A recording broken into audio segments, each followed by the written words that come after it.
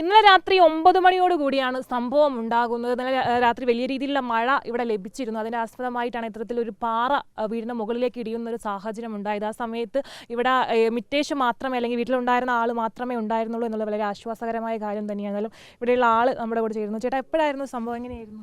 ഇതൊരു 8-8:30 മണിവരെ സംഭവം നടന്നത്. ഞാൻ കുളിച്ചുകൊണ്ടായി. ഭാര്യ പിന്നെ കുഞ്ഞ് ഇവിടെ ഒരു അടുത്തൊരു മന്ദിരത്തിൽ ഭജനക്ക് പോയിരുന്നു. ആ സമയത്താണ് ഈ സംഭവം നടന്നത്.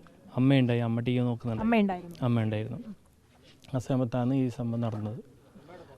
അത് അവർ അങ്ങോട്ട് പോയതുകൊണ്ട്, ഭജനക്ക് പോയതുകൊണ്ട് ദൈവാനുഗ്രഹം കൊണ്ട് എന്തോ ആയിട്ട്, ഇല്ലെങ്കിൽ ആടെയാണ് കുഞ്ഞ് ഭാര്യ എല്ലാം കളിച്ചുകൊണ്ടും കുഞ്ഞിനെ പഠിപ്പിച്ചുകൊണ്ടും ഉണ്ടാകുന്ന അവിടെയാണ്.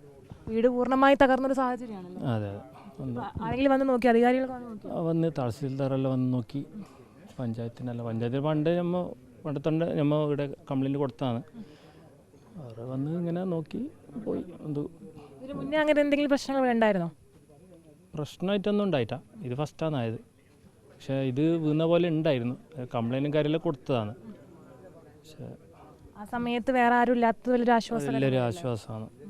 ഏകദേശം മേൽക്കൂരടക്കം അതെ അതെ അതെ. ഇത് ടോട്ടൽ ലോസാണ്. വീടൊന്നും ആക്കാൻ പറ്റില്ല. ഇനി പുതിയതായിട്ട് എന്തായാലും കിട്ടണം. രാത്രി പിന്നെ എവിടെ താമസിച്ചു? ബ്രദറിൻ്റെ വീട്ടിൽ.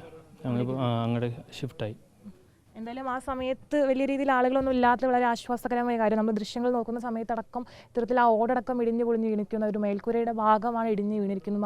ആ ഭാഗത്തുള്ള വലിയൊരു മലയോട് ചേർന്നുള്ള ഒരു പാറയാണ് താഴത്തേക്ക് പതിയുന്ന ഒരു സംഭവം ഉണ്ടായിരിക്കും. വലിയ നമുക്ക് കാണുമ്പോൾ തന്നെ അതിൻ്റെ ഒരു ഭയാനകമായ ഒരു സംഭവം മനസ്സിലാക്കാം. കാരണം വലിയ ഒരു പാറ തന്നെയാണ് എന്നുള്ളതാണ്. എന്തായാലും ഇവിടെ അധികാരികളൊക്കെ എത്തി അതിൻ്റെ വേണ്ട നടപടികൾ സ്വീകരിക്കുന്നുണ്ട് എന്നാണ് നമ്മൾ മനസ്സിലാക്കുന്നത്. വീഡിയോ ജേർണലിസ്റ്റ് രഞ്ജിത്ത് മണിപ്പാടിക്കൊപ്പം റിപ്പോർട്ടർ അർച്ചന രവീന്ദ്രൻ, റിപ്പോർട്ടർ കാസർഗോഡ്.